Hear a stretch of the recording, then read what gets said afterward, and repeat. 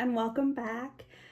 Before I start talking, I would really love it if you could like, subscribe, and sign up for notifications. It really helps me out, and if I get enough subscribers, come on Leslie, use your words, then I can start doing a bunch of giveaways. I'm really excited to do that. Today's video is a very big, complicated one.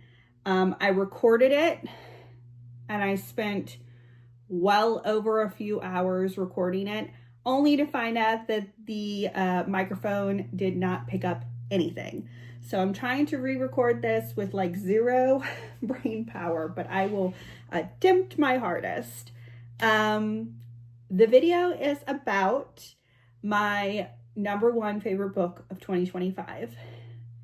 It has gotten so much controversy and love and hate, and it's very torn in the community, but I did want to talk about it because of my personal love for it, and hopefully encourage at least some of you to go out and buy it and read it for yourselves. I'm talking about Alchemised by SenLinYu. I'm going to get into a little bit of the backstory and controversy of this first before I tell you specifically what this book is about, and what I thought of it and how much I love it. So if you don't know, SenLinYu is a fanfiction, or was a fanfiction writer,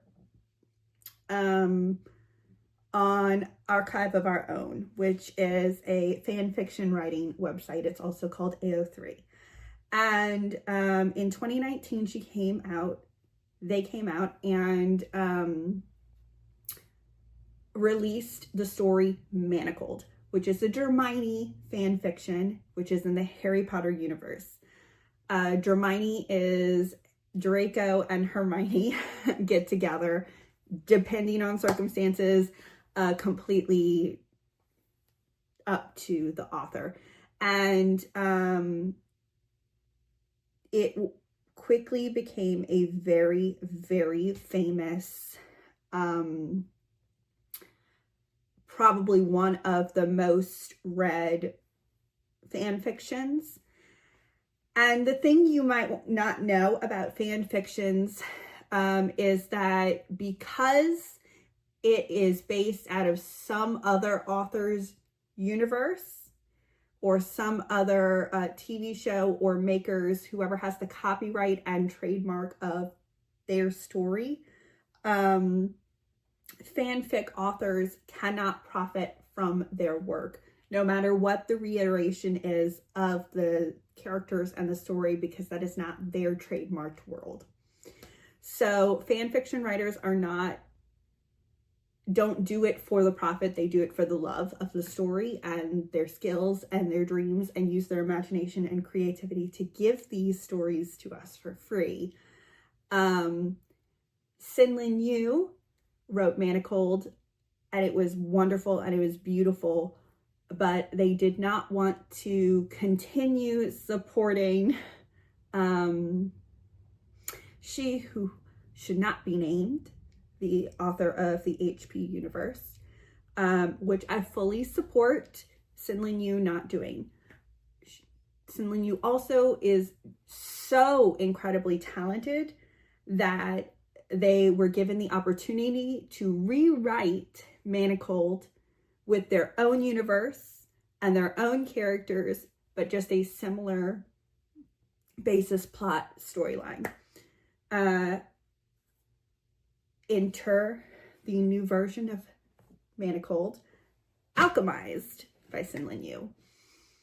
I loved this book. It is not a small book by any means. She's a honker. She's a little over 1,000 pages, and she is not big print.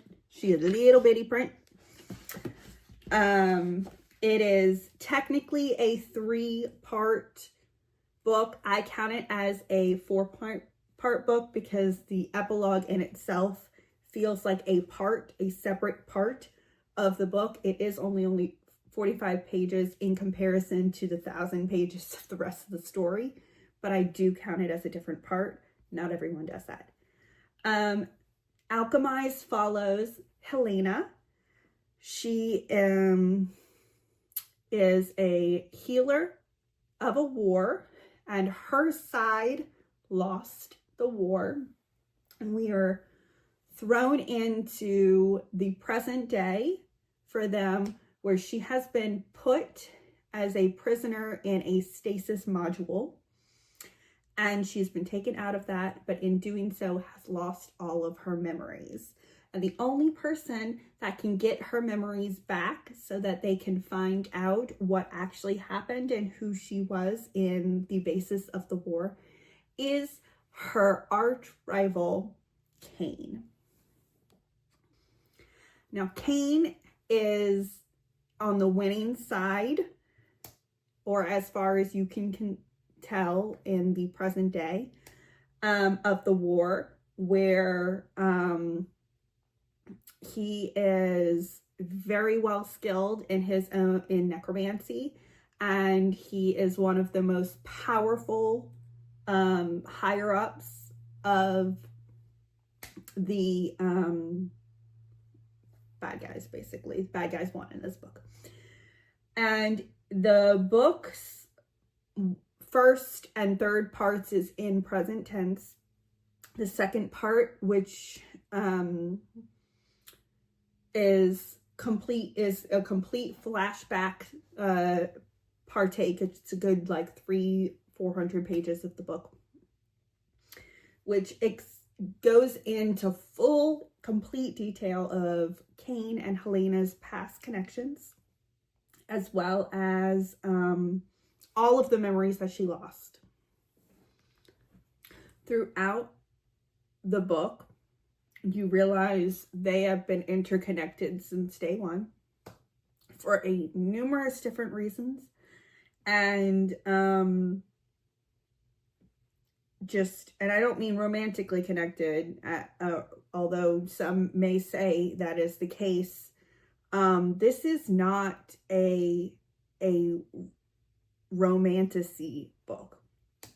This is not like happy-go-lucky. This isn't lighthearted. You're not going to read it in one day and feel elated at the end. This is a very complicated, mature, complex book with so many emotions and little tiny details that you're going to want to reread it and reread it and reread it. It's one of the books that every single time you read, you find another detail about the connectiveness of all of the characters and all of the happenstances of the plot of the book.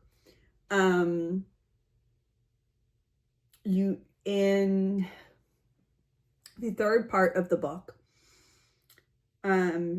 you find out even more complexities about how they could solve this giant issue that is just bearing weight on them, as separate entities, but also together in this complex interpersonal relationship. It is devastating and beautiful and tragic and so well done as a storyline that I am so excited for SenLinYu to have been accomplished this, and someone to have read their fan fiction knowing that this person had the skill set to rewrite this in their own words, in their own world. Other controversies, though, is that some people think that this book romanticizes some of really, really bad things like rape or CNC, which is consensual, non-consensual, or trauma, PTSD, mental and physical conditions. There is so much fantasy-based representation of reality in a post-war world. I know that the original inspiration for the books that the fan fiction was written about that eventually became this was World War II. And you definitely get the vibes of this, but it is its own entity and its own world building, just magnificence. Do not go into reading this book expecting a happily ever after. Please don't.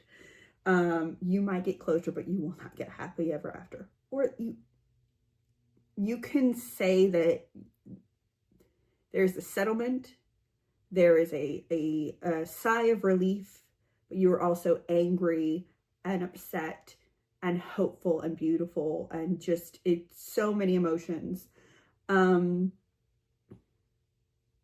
I will be keeping this book. I mean, I pre-ordered this way before they did the really pretty side edges.